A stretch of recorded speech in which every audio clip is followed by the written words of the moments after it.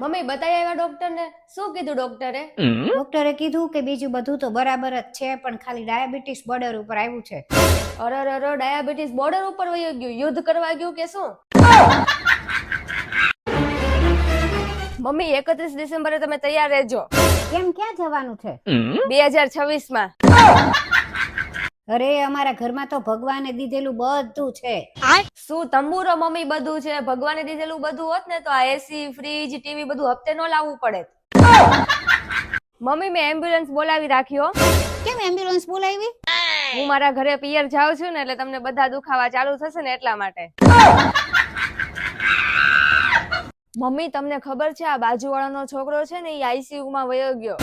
એનું ભણતર જ એટલું હતું તો જાય જ ને આઈસીયુ માં. તને કીધું તું ભણી નહીં, તું ભણી હોત તો તુંય જાત. અરે મમ્મી એનું એક્સિડન્ટ થયું ને એટલે હોસ્પિટલમાં આઈસીયુ માં રાખ્યો છે. બોલો શું થાય છે? આ દાઢ દુખે છે. આ કરો તો આ તમારે સિમેન્ટ પૂરવી પડશે. તો કેટલો ખર્ચો થશે? સિમેન્ટ પૂરવાના ખાલી 900 જ થાહે. 900 રૂપિયામાં તો આખી સિમેન્ટની થેલી આવી જાય. ભગવાન જ્યારે હાઈટ વેચતા હતા ત્યારે હું એ લાઈન સ્કીપ કરીને જીબડાની લાઈનમાં ઊભી રહી ગઈ, એટલે મારી જીબડીની હાઈટ વધારે થઈ ગઈ અને મારી હાઈટ ઓછી રહી ગઈ. મનીષા કેટલો ટાઈમ થઈ ગયો છે તે મમ્મીને ફોન નથી કર્યો, એકવાર ફોન તો કર. કરું છું લ્યો. સ્પીકરમાં રાખજે, હું વાત કરી લઈશ. Hello mummy. હેલો.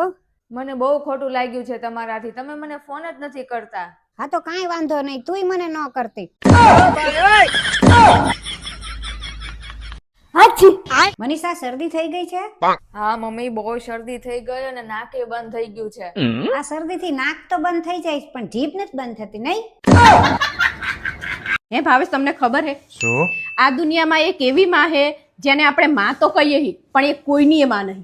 એવી છે માં હોય જેને આપણે માં તો કહીએ પણ એ કોઈની માં નહીં. નિર્મા. તારું ખરેખર છે ને નિર્માની પેટી લઈને તને મારવા જેવી.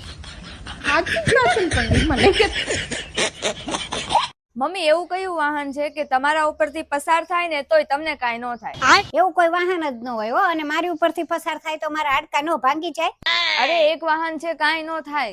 કે તો કયું વાહન? અરે એરોપ્લેન. હા ચાલુ રાખજો. હા ચાલુ રાખજો.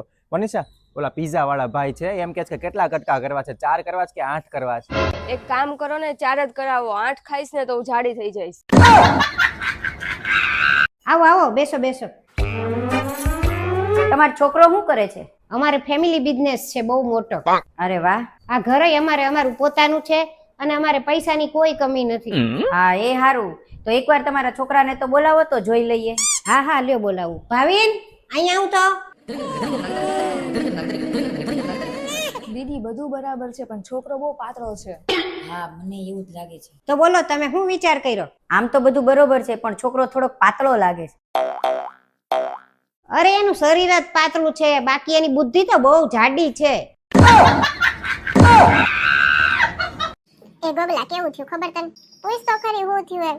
હું નહીં પૂછું તો હું તું નહીં કે ને ભાઈ. હવે આઈ જશે ને મારું જરાક ધ્યાન નહોતું ને તો શાકમાં મીઠું વધારે પડી ગયું તો શાક આખું બગડી ગયું. કાંઈ વાંધો નહીં, એમાં શું હોય. લે તમે કાંઈ ના કીધું. તે મારા જીવનમાં આવીને આખી જિંદગી ખરાબ કરી નાખી, એમાં મારાથી કાંઈ નથી કહેવાનું. તો શાક તો શું ચીજ છે.